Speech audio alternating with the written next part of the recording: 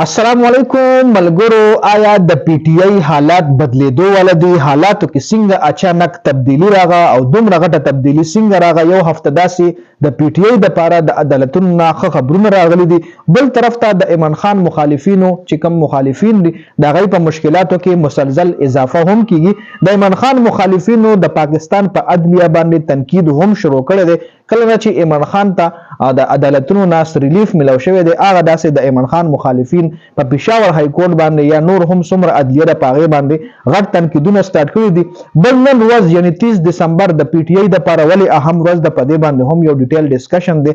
بل آرمی چیف جنرال عاصم منیر د ملک موجوده حالات باندې هم یو اهم بیان جاری کړی دی چې په دې ټول خبرونو باندې په دې ویډیو کې تفصیلا ډسکشن کوو. ویډیو خپل هم مکمل وګورئ او مخکې ملګرو سره ضرور شریک کړئ. تاسو دې معلوم وي تیر شوی یوې هفتې داسې مسلسل د عدالتونو د پی ټی آی د پاره خوشخبریانې شروع شوې دي. د حالاتو کې څنګه اچانک تبدیلی راغله، د خبرونو نه پس کم تاثر پیلاویږي. تیر شوی یو هفته کې د پی ټی آی د پاره کم خبرونه عدالتونو نه راغلي دي. ټول نه پیله خو در سره دا ډسکس کوم چې تیر شوی یو هفته کې د پاکستان تحریک انصاف د پاره د عدالتونو نه کم خبرونه راغلي دي. هغه دا چې پی ټی آی ته د بیت نخ واپس ملو شو. پېښور های کورټ پی ټی آی ته د بیت نخ ورکبل د ایمان خان کاغذات نامزدګي جمع شو. بل کم خدیجه شاه د هغې له رهایي ملو شو. ټول ملک ټول نه زیات کاغذونه د پی ټی آی امیدوارانو جمع کړي دي چې ټول ملک زیات کاغذات د پاکستان تحریک انصاف د طرفه جمع شوي دي چې په دې کې د لاهور های کورټ اهم کردار ادا کړی دی، ځکه چې لاهور های کورټ خپل چوټیانې کینسل کړې وي او پی ټی آی امیدوارانو کاغذات نامزدګي جمع کېدو حواله سره احکامات جاری کړو چې پی ټی آی چې کم خلکو به کاغذات نامزدګي جمع کولای نه به کاغذات نامزدګي تختیدل یا به ولشلول، نو دې حواله سره لاهور های کورټ ډېر اهم کردار ادا کړو. بل پرون په پی ټی آی باندې د پی ټی آی پریس کانفرنس په پی ټی وی باندې سوري پرون په پی ټی وی نیوز باندې د پی ټی آی پریس کانفرنس هم چلیدل دي، هم لایو ټیلیکاست شوی دی. په سایفر کیس کې سپریم کورټ نه ایمان خان ته ضمانت ملو شو، بیا سایفر کیس روکواو شو 11 جنوري پورې دغه ټرایلز ودرېدل. د سپریم کورټ نه ایمان خان ته معصوم لقب ملو شو. بل ایمان خان سره د ټیکټونو مشورې د لپاره د ایمان خان غټ وکیلان چې کوم دي، د ایمان خان چې کوم رهنما دي کور کمیټي ده، نو هغه ته ایمان خان سره ملاقات کول اجازهتنامه ملو شو. دا ټول خبرونه تیر شوی هفته کې د پی ټی آی د پاره راغلي دي. دا ډیر غټ خبرونه، ډیر اهم ریلیف پی ټی آی ته او ایمان خان ته ملو شوی دي. اوس د هر څه نه پس د ایمان خان چې کوم مخالفین دي نو دا وایي چې ایمان خان ډیل کړی دی او مولانا فضل الرحمن صاحب هم دا خبره کړې ده چې د پی ټی آی دوباره راوچتولو کوشش شروع شوی دی او پی ټی آی دوباره راوچتیږي.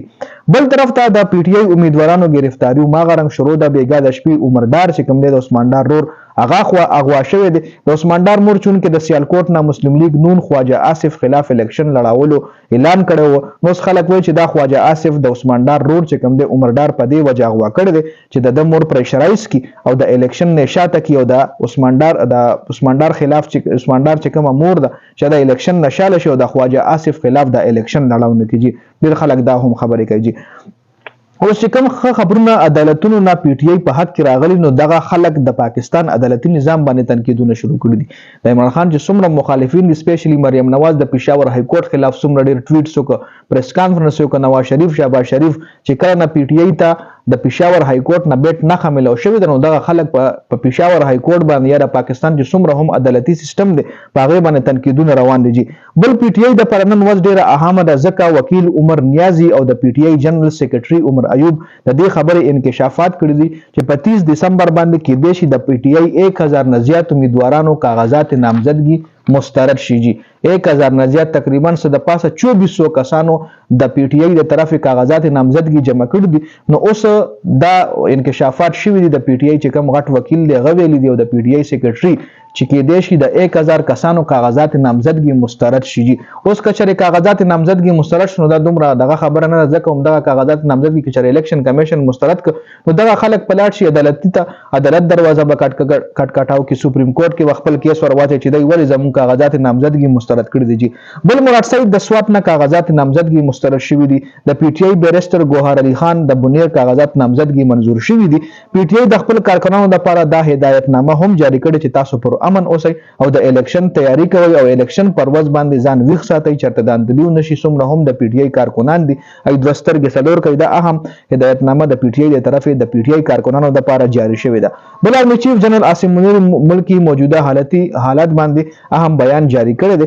پرون کور کمانډر اعلامیه کې دا خبره شوې چې آرمي به ضرور د الیکشن کمیشن مدد کوي. الیکشن کې چې کوم د آرمي ضرورت راځي نو الیکشن ضرور به آرمي الیکشن په سټیپ بای سټیپ ولاړی. الیکشن کمیشن سره به ضرور مدد کوي. آرمي چیف ویلي چې په سوشل میډیا باندې غلط خبرونه پیلاویږي او موږ د پاکستان مافیا خلاف خپل جنگ چې کوم دی جاری ساتلی. پاکستان کې کرپټ مافیا دي، پاکستان کې د مصنوعات مافیا دي، نو ټولو خلاف په جنگ کیږي. دا اپډیټس په دې ویډیو کې ډیره زیاته مننه جی. والسلام.